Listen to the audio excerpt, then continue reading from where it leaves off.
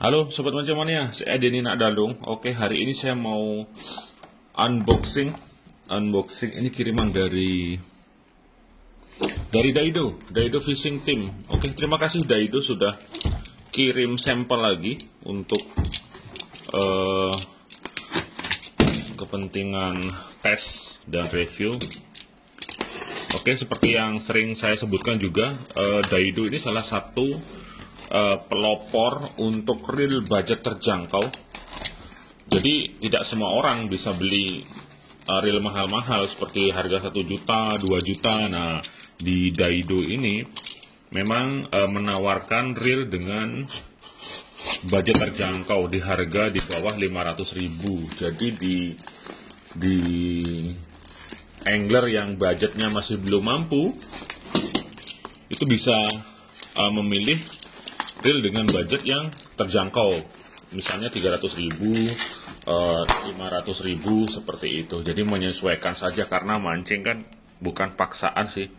Seberapa aja kita mampu, segitu kita menjangkaunya. Yang penting mancing itu kegiatan yang menyenangkan dan positif nanti hasilnya, seperti itu. Buat apa kita repot-repot stres, maksain diri sampai ngutang beli reel mahal. Oke.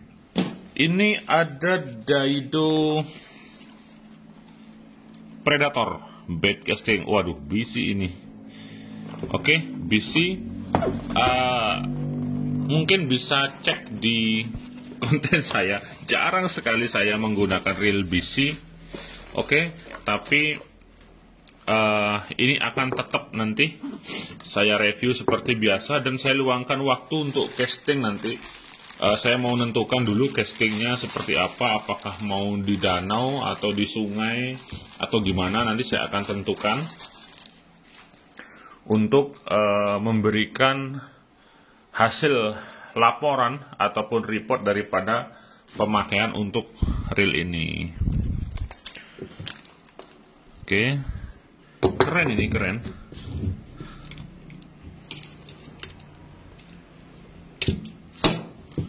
Nah, seperti ini dia. Oke, untuk detailnya nanti saya akan bahas setelah saya coba, tes, dan melaporkan daripada pemakaian atau penggunaan yang saya lakukan. Karena reel itu yang paling bagus adalah yang sesuai dengan budget kita, kemudian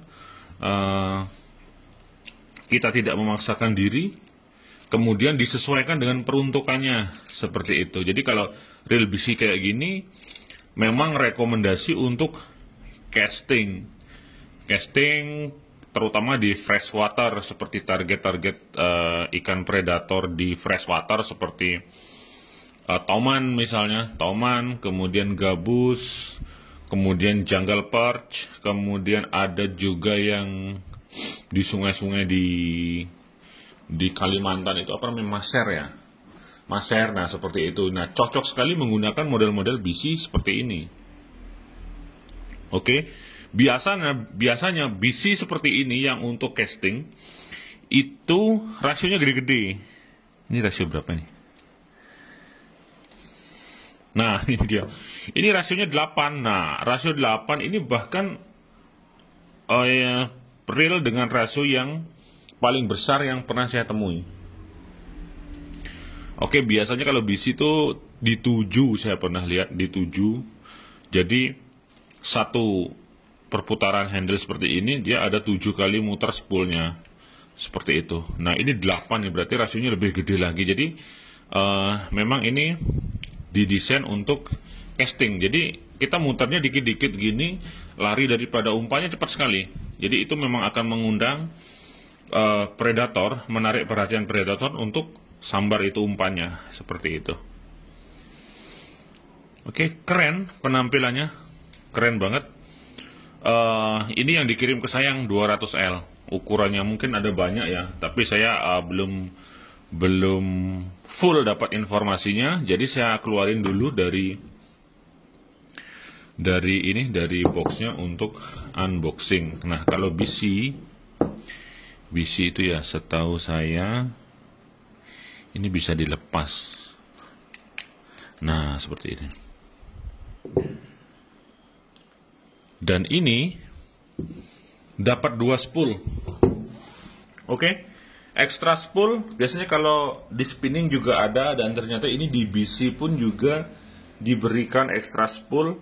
Nah, kalau di sini bisa kita lihat tujuan daripada 2 spool ini, kita bisa menentukan untuk memilih kapasitas talinya. Yang ini yang shallow dangkal, ini yang deep. Jadi kalau yang deep kapasitas tali lebih banyak, yang shallow ini lebih sedikit. Jadi kita tinggal pilih saja. Seperti itu, bisa kita ganti-ganti atau bisa pakai serep. Seperti itu. Kita pasang yang ini, yang shallow misalnya, kemudian tiba-tiba putus nih. Kita kan nggak mungkin di tempat mancing kita gulung talinya, isi tali yang baru. Nah, itu akan memakan waktu dia.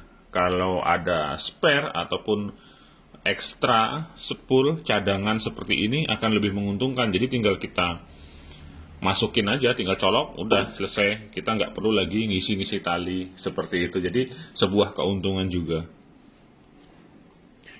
Kemudian kalau sekilas ini diperhatikan dia karbon.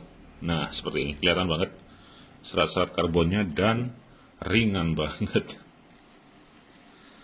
Putaran halus tentu saja, karena kalau sudah real dalam posisi balance, kemudian presisinya bagus, grease-nya sesuai, dia pasti akan sangat halus sekali.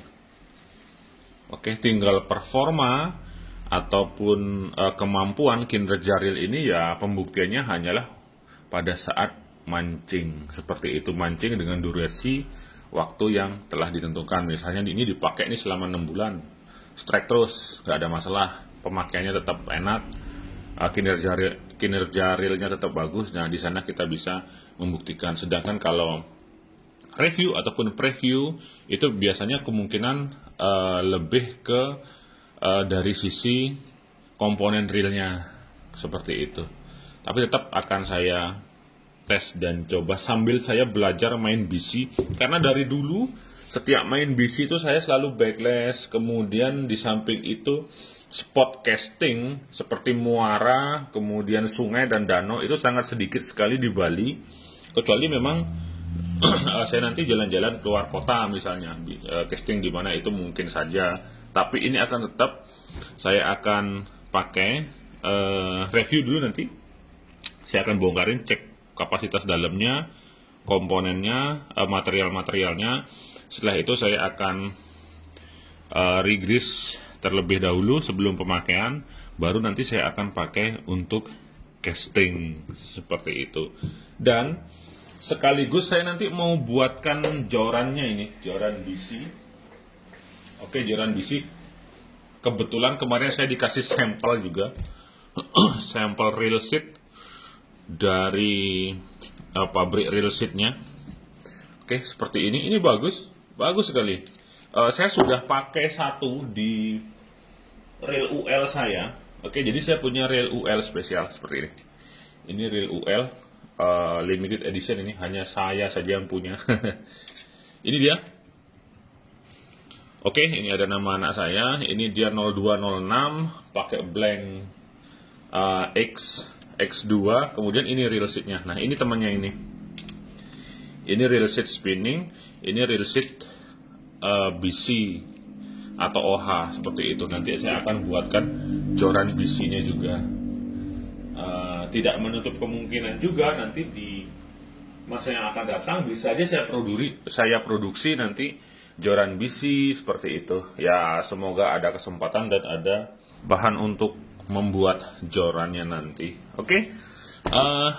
Saya kesampingkan, balik lagi ke Daido. Nah, Daido ini seperti yang saya sebutkan di awal tadi, Daido ini merupakan pelopor untuk kategori reel budget terjangkau atau reel murah seperti itu. Dan Daido sendiri pernah menyampaikan ke saya bahwa Daido sudah melakukan research development untuk desain reel.